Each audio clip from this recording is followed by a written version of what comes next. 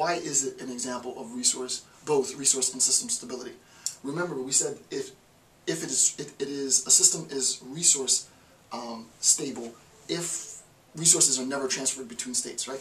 Well, there's no need to transfer resources between states. Like, I wouldn't minus 10 here, plus 10 here, because if 10 were transferred from here to here, so this would be minus 10, and this would be plus 10, this would be 160, this would be 140.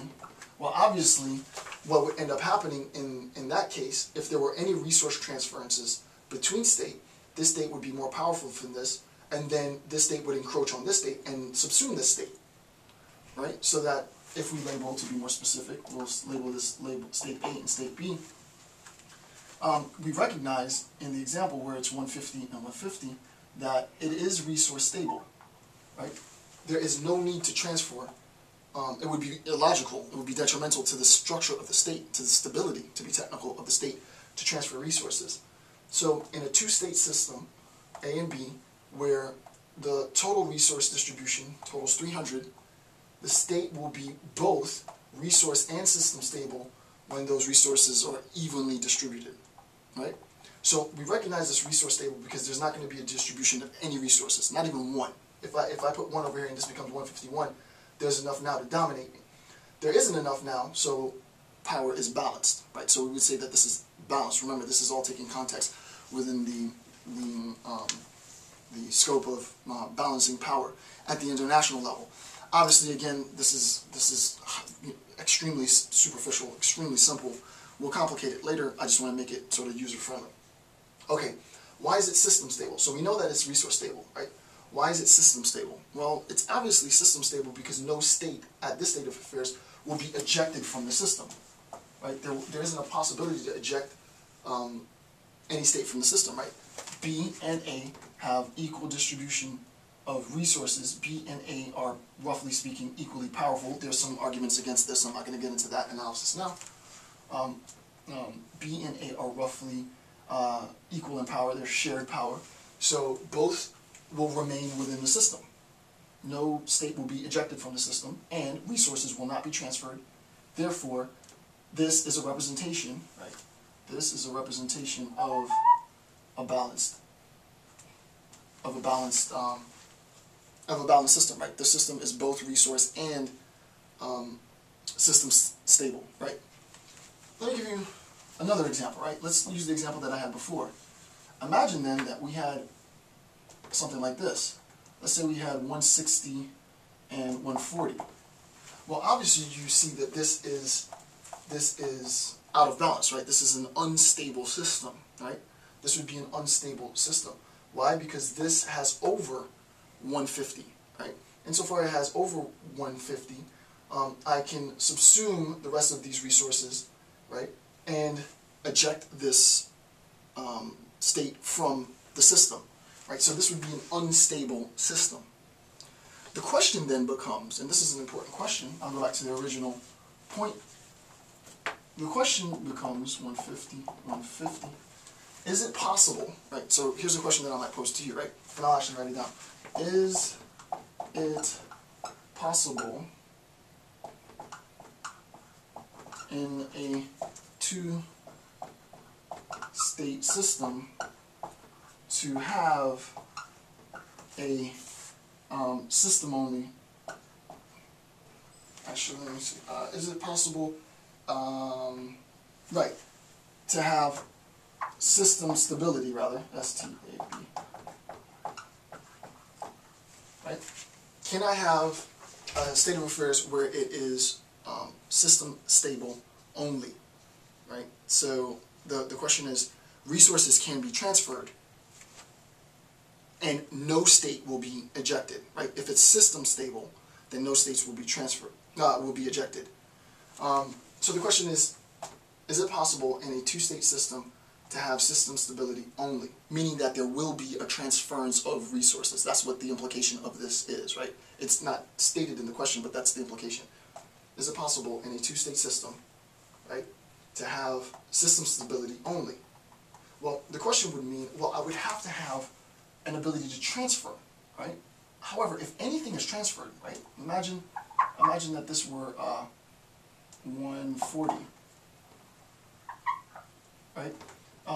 Well, actually, I'll do it like this. Imagine this was 150, and we'll do the original, and this was 150. It's balanced. If anything's transferred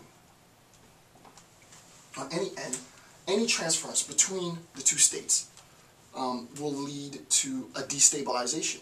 The only way to maintain security in this system, the simplest way to sort of say it without complicating it, is to recognize that it has to be evenly distributed, right? One state gets half of the total distribution of resources, the other state gets the other half of the total distribution of resources, which secures both the resources and the state in the system, right? If there's any transference of any kind between, then what will happen is the states will be ejected. So you can't have a system-only you can't have system-only stability in a two-state system, right? You can't have it.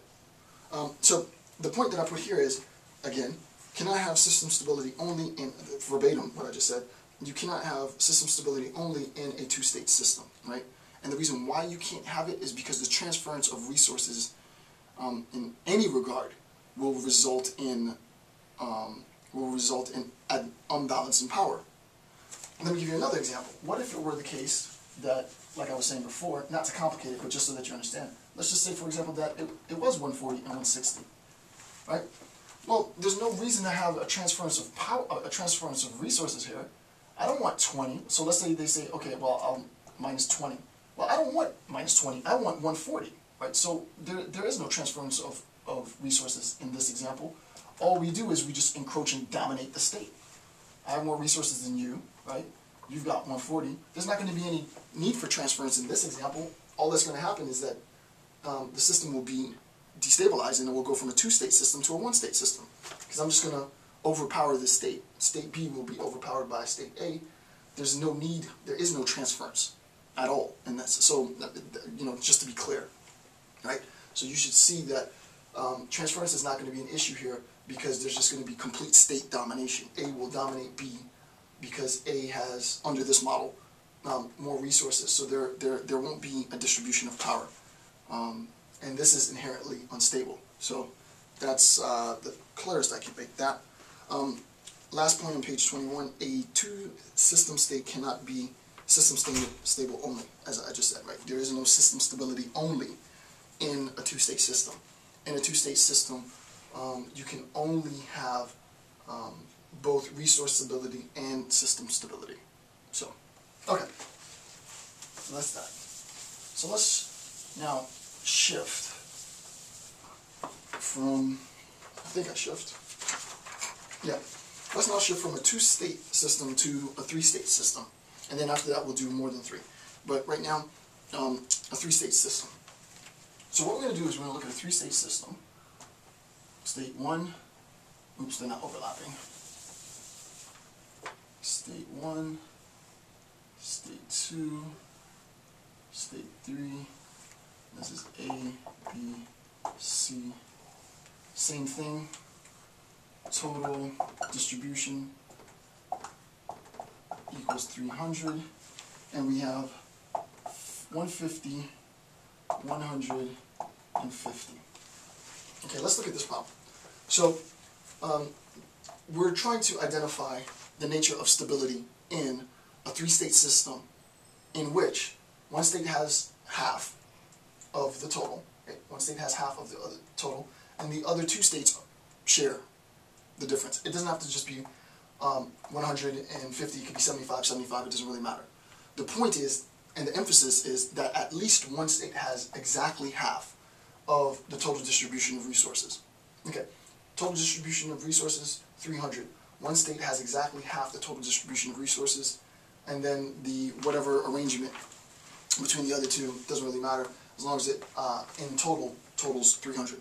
So the question is, what is the nature of this state? Is this state system stable? Is this state resource stable?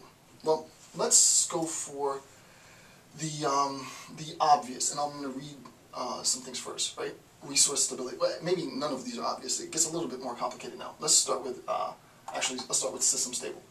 What does it mean to be system stable? To be system stable means that your place in the system is guaranteed. You're not going to be ejected from the system, or eliminated rather, from the system.